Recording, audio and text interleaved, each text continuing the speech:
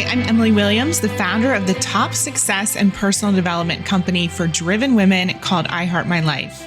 I grew my company from $442 to seven figures in my first 18 months. And since then, it's become a movement for women who know they're meant for something big and refuse to settle. At I Heart My Life, we operate with the belief that anything is possible and no dream is too big. We're all about combining business strategy, deep mindset work, high-performance practices, money tips, and a whole lot of lifestyle to help you get the results you deserve in all areas of life.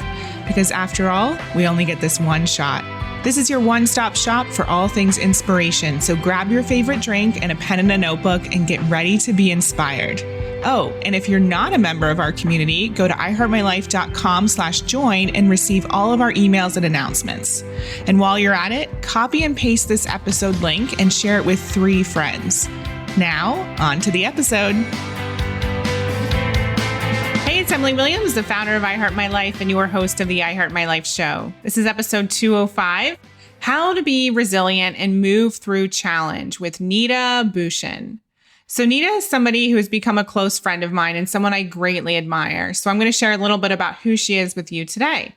So Neeta is a champion of emotional and mental health and encourages other entrepreneurs and game changers to do the same. She left her traditional, conventional path as a brick and mortar cosmetic dentist with a massively growing practice to chart something entirely new. She's now a mentor to leaders, startup founders, impact drivers, and wellness-based entrepreneurs.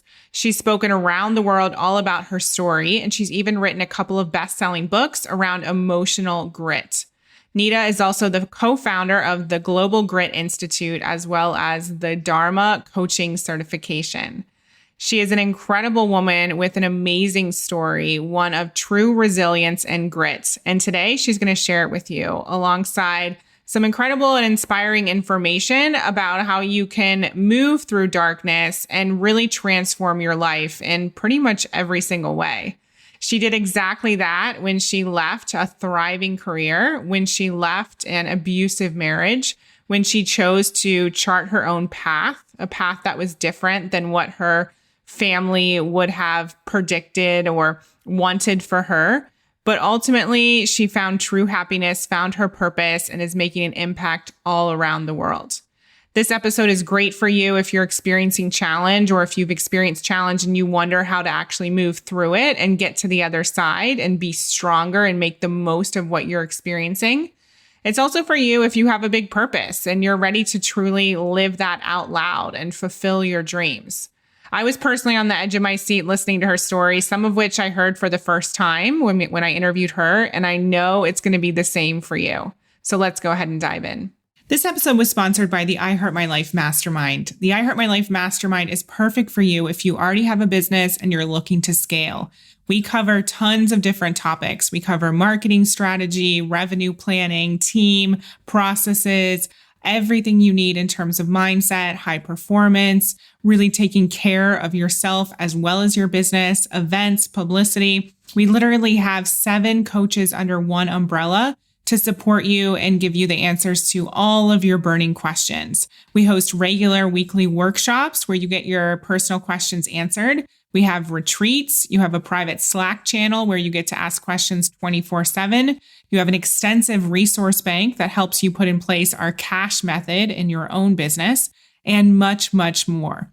This is one of the most inventive programs around. I don't know anyone else offering the service that we provide. So if you are interested in growing your business and transforming your life, definitely book a call with us to learn more. Go to iheartmylifebooking.com and learn more about the I Heart My Life Mastermind.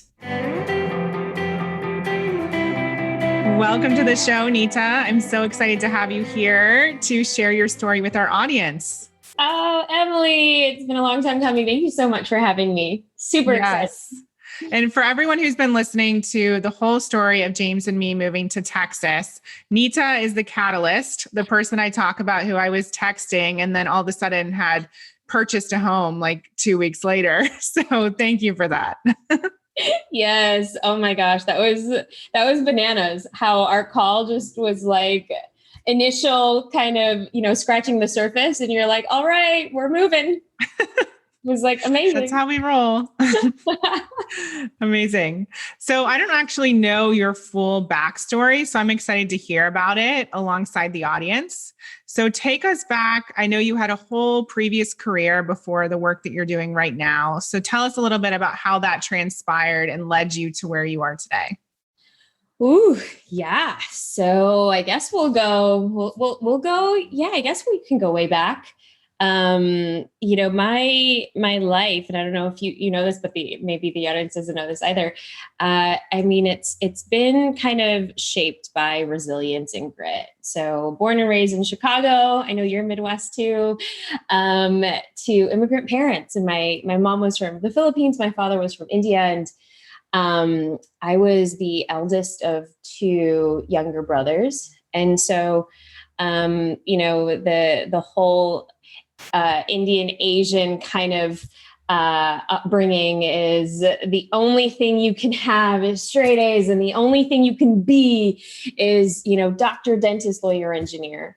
Well, so my parents kind of won that that role, and so very early on had just this educational pressure, this drive, this ideal to be and operate in this perfection of, accolades, strides, all of the things, right? And so, but most of my childhood, I would then grow up really early. And between the ages of 10 and 19, I would lose my mom to cancer. I would lose my brother to an asthma attack, and I would lose my father to lung cancer. Whew, that's a lot. It's a lot to take in. So it was heavy. It was dark. It was awful. It was a lot of pain. I had to take care of my youngest brother, assume a caretaker role, going through just the survival mode for these 9 years of my, adolescence, teen years of just being this kind of martyr archetype. And all I knew was really to service meant to make my family happy, make everybody around me happy.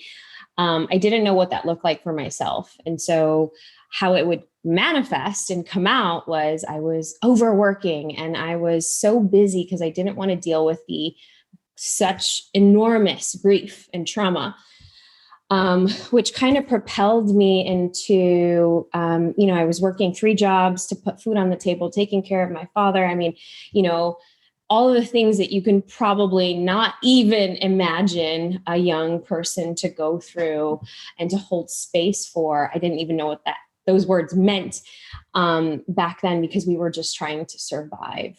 And so fast forward, kind of taking in what I grew up with, right? These educational ideals of success and drive.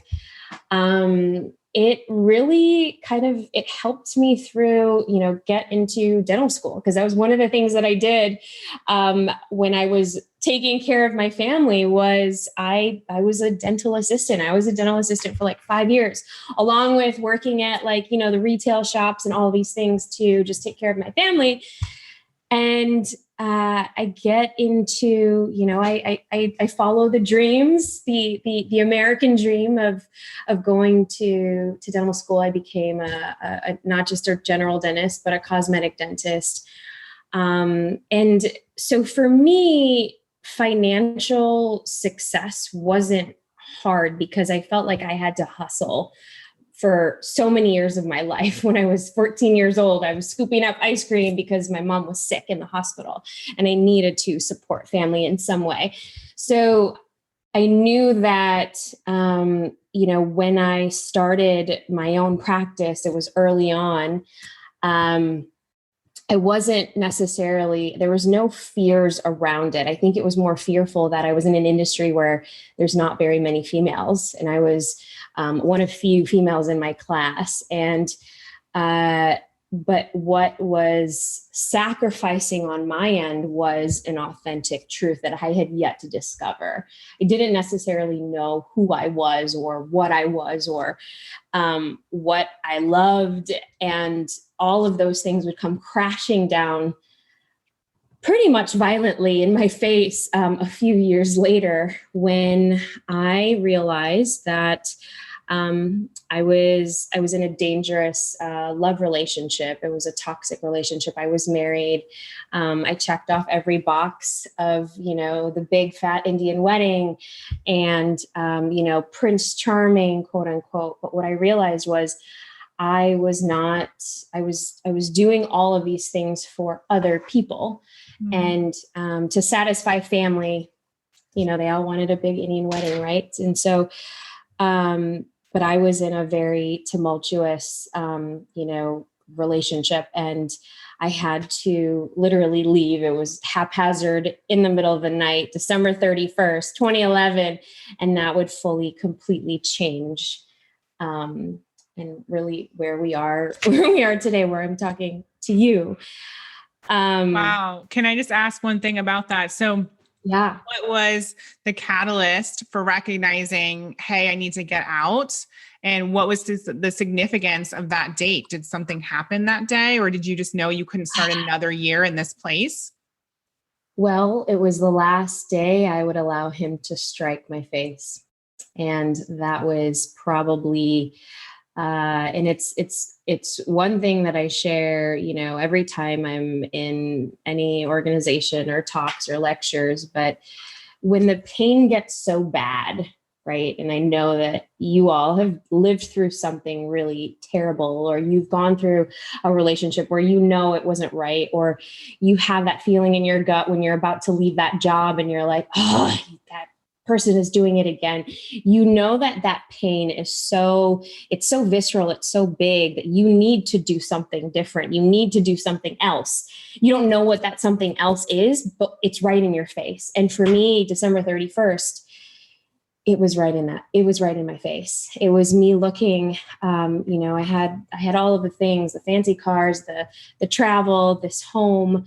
I felt like finally I was out of this thickness, this darkness of grief and trauma and all of the things that I had been like trying to survive for a decade. And then this blows up in my face. And, it's just this combination of sadness, but also this sense of failure that, I failed and I have lost my family, and, coming to grips with all of the things that I had neglected, personal care. And really, it was just this full, complete breakdown of how did you get into this mess that you can allow, and this was the awareness that was coming through, you can allow somebody like that to treat you like that for so long, where it was, yes, I was also in danger. My life was threatened. So I'll get real for a second. In the days after, I had to get a restraining order. I mean, things got really very real, really fast, but I learned so much from that process. Where did you go? It was an Airbnb. And I was a successful dentist who had a practice, who had all of these fears and these internal judgments about what would society think, what would my family think, what would my team of 10 doctors and my own assistants think. And I wanted to just shove everything under a rug. But slowly that rug was getting pulled out from every direction because the truth needed to come out. I was so afraid to even tell, my family the truth that I was living in this sort of violent situation. I wanted to keep the peace. I wanted to be that perfect, daughter and daughter-in-law and all of those things, that good girl, that I didn't recognize that I was also, hurting myself in the process. So in those months to come, really, it was just a beautiful awakening. For those early days, I was living in and out of people's couches because I was in such fear. I had packed all of my things in my SUV, and literally I would take all those things to the office. I would cry, and I would talk to my lawyer on the phone. And there were just days and days and days where you're just in this, if you've ever felt this like uncertainty and you think that, oh, when is this going to end? Because I had never gone through proceedings before. I didn't think that I was going to actually file for divorce, even though my lawyer, who I had never met before, said, Neeta, the next time you won't be so lucky. The next time you can be in the hospital. So I knew that this world that I had kept in such a tight bubble was slowly ripping apart. And it was slowly. And why didn't you think you were going to file for divorce? You know, I think I was really, it was in the back of my mind, right? From where my family is from, my mom's from the Philippines, and they're super highly Catholic. Divorce is, you can't even get a divorce in the Philippines. You can't, I mean, an annulment, right? Because it's a very religious country. In India, it's not even talked about. And so the mentality of this is in my mind, there's no way you're Indian, you don't get divorced. I mean, I remember standing in front of the judge to get it's called your order of protection or your restraining order. And I don't share this very much anymore, but I remember trembling because I see all of these other women who have their babies on their hands and they're like in line to talk to the judge. And for me, I was just shaking and I was so nervous and I had all the shame and guilt, like she was going to judge me, this judge. And the one thing she said was, honey, why'd you wait so long? Because you had to write down every single instance of abuse on this piece of paper to give it to them. And it was this conditioning that I grew up with that was finally starting to kind of have this clarity. And I can't tell you enough how that day particularly changed my life, because it was almost like that judge gave me permission that, you know what, this is sloppy, this is chaotic, this is not perfect, and you're going to be okay. And she didn't have to say much. She just took her stamp and stamped that paper. But for me, in her actions, in her body type, in her, body language, it was everything that I needed to know that, okay, I'm getting out of this and I'm starting to recognize my strength going forward. Wow. That's amazing. That permission piece is so huge. How often do we need somebody else to validate our decisions and let us know it's okay and give us that metaphorical stamp of approval before we can do it for ourselves? So true. It's so true. I can't tell you enough. I can still see that vividly where she's taking her stamp. And it was like, okay, I'm going to be okay. I don't know where this is going to go, but I'm going to be okay. So I'm thinking we need a little bit more than 30 minutes because this story is so amazing, but we'll keep going. So what happened after that? Because obviously many things have changed in your personal life. Your professional life is completely different. So take us on that journey. Yeah. Well, once you say yes to the growth ride, I mean, all doors open wide. I think that was just the impetus. That was, I talk a lot about breaking down to break through. That was my big breakdown in order to break through what was really limiting me. And I felt like literally I had this 7-figure business before I was 30.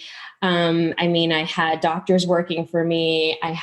We had such a robust, practice being able to serve the community. But I knew that more and more, as I was leaning into my own leadership, I knew that there were a lot of fears. I mean, I knew that in order to, because I had to heal so much. And there were times where I'm like, I just want to get away.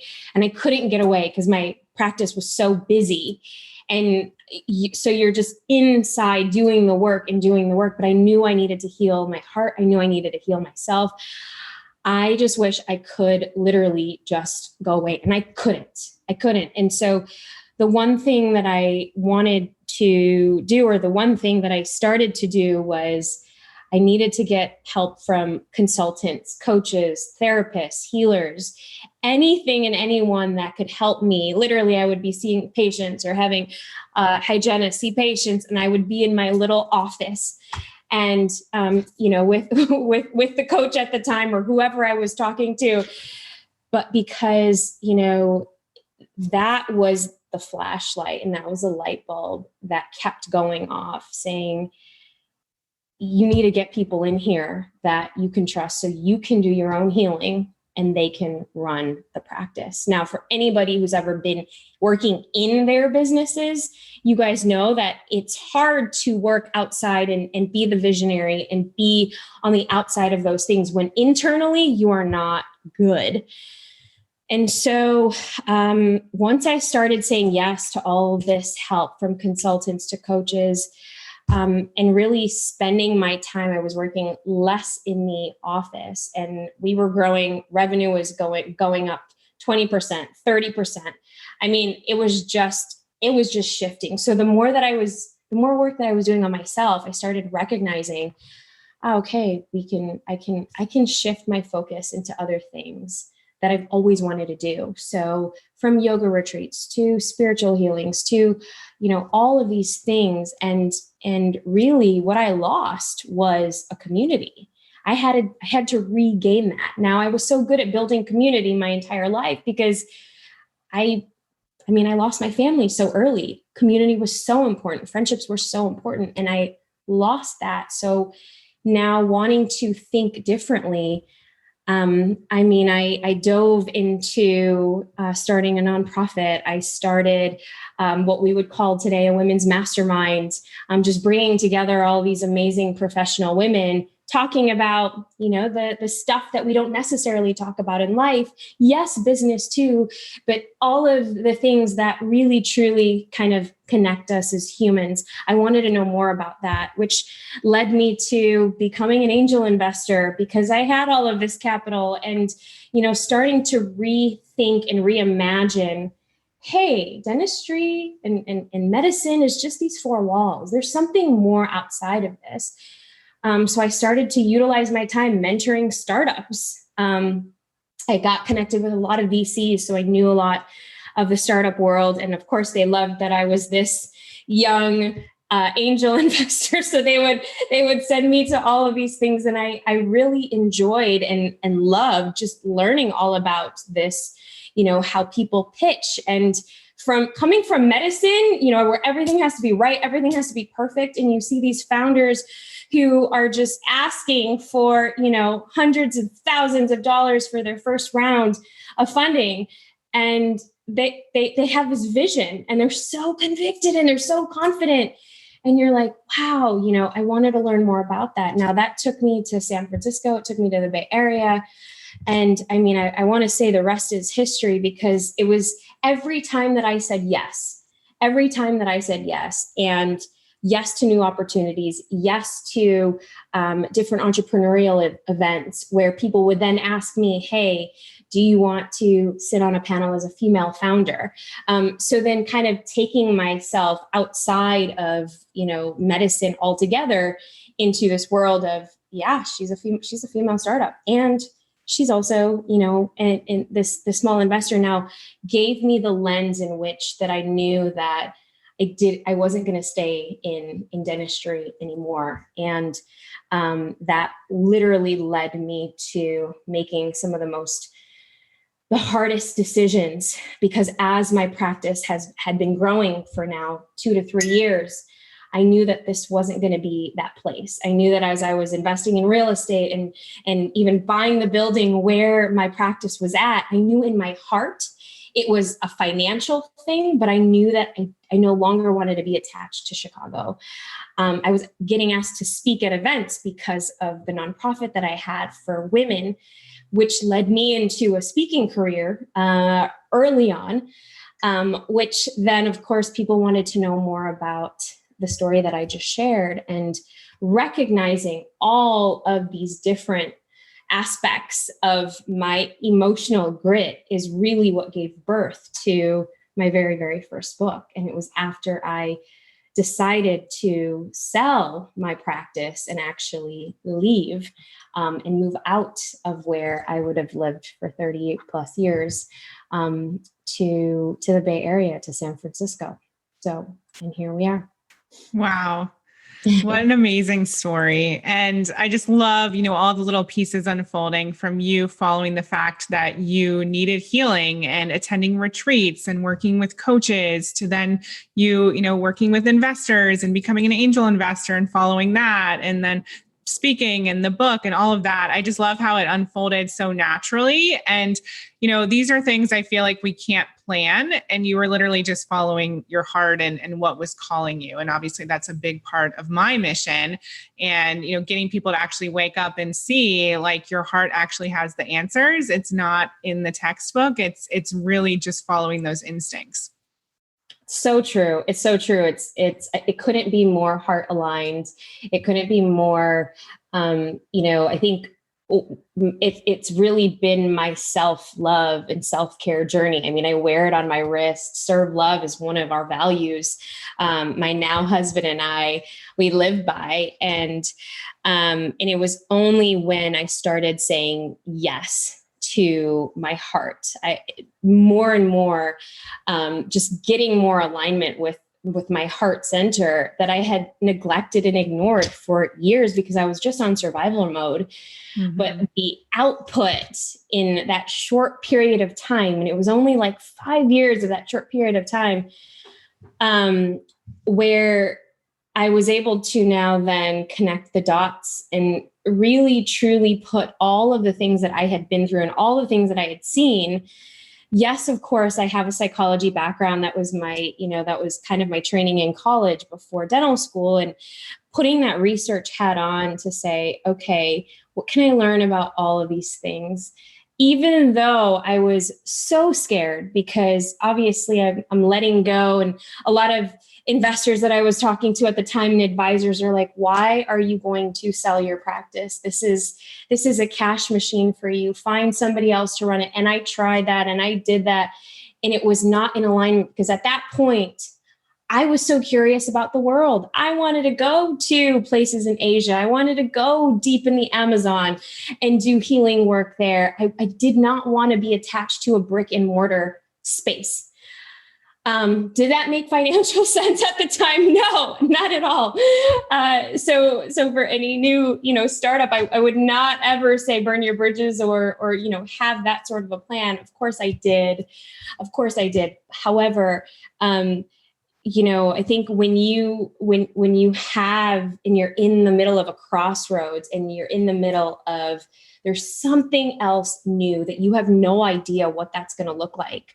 Couldn't plan for what needed to happen, but I knew that I needed to spend at least that 6 to 8 months just exploring and really using that time to research on what would be this book. I didn't know exactly what kind of book it would be, but I knew that it had all of these different elements, and to give yourself permission to lean into, like you teach, your heart. And that's really what it did, because it bridged my past career into now, of course, what I'm doing now for, Global Grit Institute and a lot of the other projects that I'm involved in, is really helping people live their truth and getting closer and unapologetic with their truest selves. So beautiful. And so I have a few questions around that. So you mentioned like taking that time, those 8 months or so. What did you do during that time to get really clear that led you to where you are today? Oof. Yes. So, wow. I mean, all in all, it was a period of, I want to say 3 years, but in that short period of time, I knew that because I was getting asked to speak at different global events. Remember, I was also kind of working with VCs and, kind of mentoring startup communities in different parts of the world. And so it took me back to India quite a few times. It actually took me to Malaysia. It took me to Indonesia. And then, of course, also satisfying my curiosity of, different kinds of healing. So whether it was plant medicine journeys, which in fact contributed to one of the reasons why I said, okay, next chapter is not dentistry, because it came through a vision. But it was really just saying yes to the things that perhaps a decade before I would have completely judged or, had all of these thoughts around.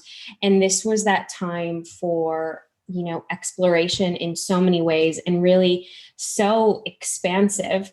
And it led me to meet my now husband. we were teaching, actually speaking at a leadership conference, and we had met quite a few years earlier at one of the entrepreneurial events that I had been to, called A-Fest, and he was actually running the company at the time. And so, it was, I guess, what they say, divine timing. He was getting out of a relationship. I was still healing my heart. So that timing wasn't right. But then a few years later, when we would see each other, he would ask me to actually be his leadership coach, funny enough, as he was leading this, company of whatever, 200 plus.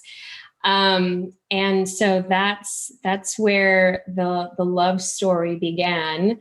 And then fast forward to a year later, we would then have 9 weddings, unions around the world.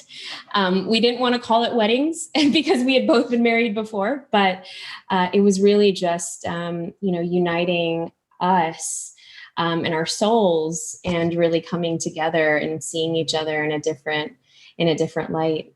So, yeah. Wow. Thank you for sharing all of that. And now you bought a house in Texas, you have a son, you have another little baby on the way. So it's all happening. It's all happening. I guess I could say, yes, I do heart my life. It's all come full circle. So can you talk a little bit as we wrap up here about the book that I know is, the second book that you're releasing? And I know it's all about resilience and moving forward in a lot of what we talked about, but can you give us more specifics?